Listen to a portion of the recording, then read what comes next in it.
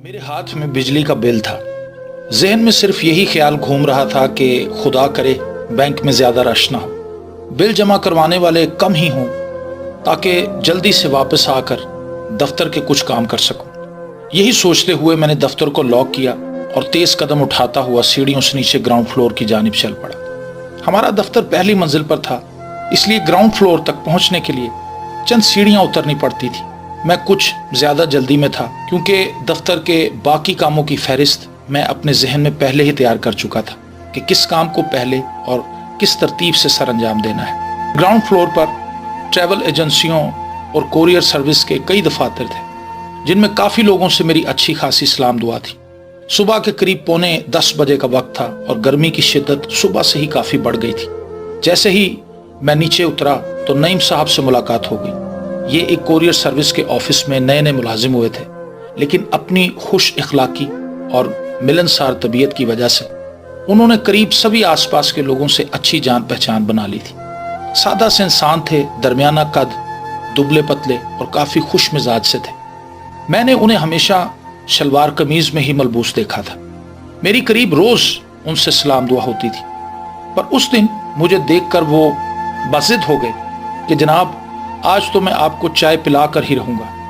आप हर दफा फिर कभी का नारा लगाकर चले जाते हैं, पर आज कोई बहाना नहीं चलेगा। मैंने लाख मिन्नत समाजत की कि मैं जरा जल्दी में हूं। बैंक में रश बढ़ गया तो दफ्तर के बाकी काम धरे के धरे रह जाएंगे। चलें, इतनी सहूलत तो दीजिए कि मैं पहले बिल जमा करवाऊं, वापसी पर आपके पास चाय के लिए हाजिर हो जाऊंगा। उन्होंने मेरी तरफ मुस्कुरा कर देखा और बोले, मैं फिर चाय वाले को ऑर्डर दे देता हूं। हाँ जी, मैं बस यूं गया और यूं आया, मैंने चुटकी बजाते हुए कहा। मेरे अंदाज पर वो एक दफा फिर मुस्कुरा दिए। बैंक में मेरी तवक्को के मुताबिक ज्यादा रश नहीं था। कतार में मुझसे पहले 4 अफराद थे और ये बात तसल्ली बख्श थी कि उनके पास एक एक ही बिल था। मैंने घड़ी देखकर अंदाजा लगाया कि मजीद 10 से 12 मिनट में वापसी हो जाएगी। मेरा अंदाजा ठीक निकला। 10वें मिनट में बैंक की खिड़की से मेरी बकाया रकम और मोहर लगी हुई बिल की कॉपी बरामद हो चुकी थी। मैंने रकम गिनकर तसल्ली की, बिल पर बैंक की मोहर को देखा, बैंक कैशियर का शुक्रिया अदा किया और तेज कदम उठाता हुआ दफ्तर की जानिब चल दी। हमारे प्लाजे और बैंक में सिर्फ 2 इमारतों का फासला था। मैं चंद सातों में बैंक से नईम साहब के दफ्तर पहुंच गया, लेकिन यहां का मंजर देखकर मेरे पैरों तले से जमीन निकल गई। चाय वाला लड़का और शफीक साहब, जिनका दफ्तर नईम साहब के बिल्कुल साथ था, नईम साहब को उठाकर उनके दफ्तर में ले जा रहे थे। नईम साहब का जिस्म बिल्कुल बेजान हो चुका था। क्या हुआ? मैंने हैरत से शफीक साहब की तरफ देखा। पता नहीं जनाब, मैं तो सिगरेट पीने बाहर निकला था कि मैंने इन्हें अपना सीना मलते हुए देखा। इससे पहले कि मैं इन्हें पकड़ता, ये जमीन पर गिर गए। मेरे ख्याल से तो इनकी मौत हो गई है। चाय वाले ने नब्ज देखते हुए कहा। मेरे सामने एक बेजान वजूद पड़ा था। मेज पर चाय के 2 कप पड़े थे, जिसमें से एक मेरा और दूसरा नईम साहब का था। शफीक साहब के फोन पर 1122 वाले चंद मिनटों में पहुंच गए।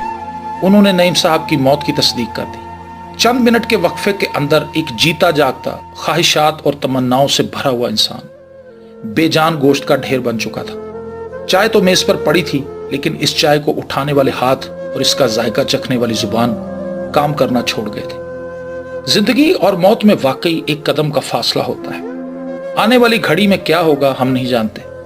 इस अचानक मौत का सुनकर इर्द गिर्द के दफातर से काफी बड़ी तादाद में लोग जमा हो चुके थे। सीढ़ियां चढ़ते हुए मैं सोच रहा था कि वो कौन सा आदमी है जो जीता ही रहेगा और मौत को न देखेगा।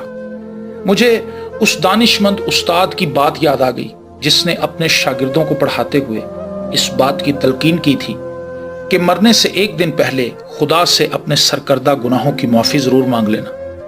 और उसके एक शागिर्द ने मौदबाना अंदाज में सवाल किया था कि उस्ताद मोहतरम, हम में से तो कोई भी नहीं जानता कि हम कब मरेंगे। उस्ताद ने मुस्कुराकर अपने उस प्यारे शागिर्द की तरफ देखा और कहा, तो फिर हमें आज ही तौबा कर लेनी चाहिए। देखो, ये कबूलियत का वक्त है। देखो, ये नजात का दिन है।